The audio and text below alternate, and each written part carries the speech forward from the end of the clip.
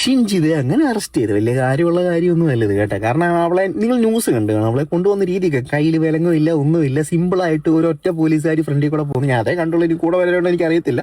സിമ്പിളായിട്ട് അവളെ കൊണ്ടുപോകുന്നു.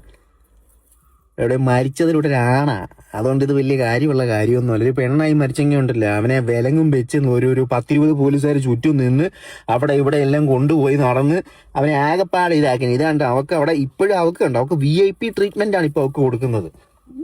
അടിപൊളി, ഒന്നും പറയാനില്ല. എനിക്ക് ഒറ്റ കാര്യം പറയാനുള്ളൂ, ഷിൻജിതെ, കർമ്മ നിനക്ക് ഇതൊരു വിശ്വാസം ഇല്ലെങ്കിൽ ഇനി നീ വിശ്വസിക്കും, മനസ്സിലായോ? ഒരുത്തന്റെ ജീവിതം വെച്ച് കളിക്കുമ്പം നീ ഒന്ന് ആലോചിച്ച്, നിന്റെ മുഖം എല്ലാവരും നോട്ട് ചെയ്യാൻ വേണ്ടി, വൈറലാവാൻ വേണ്ടി നീ ആ ബസ്സിൽ വെച്ച് വീഡിയോ എടുത്തു.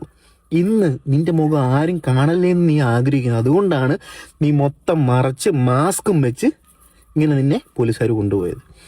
അത്രേ ഉള്ളൂ. കർമ്മ ഇസ് എ ബൂമറാങ്, തിരിച്ചടിക്കും, അത്രേ ഉള്ളൂ.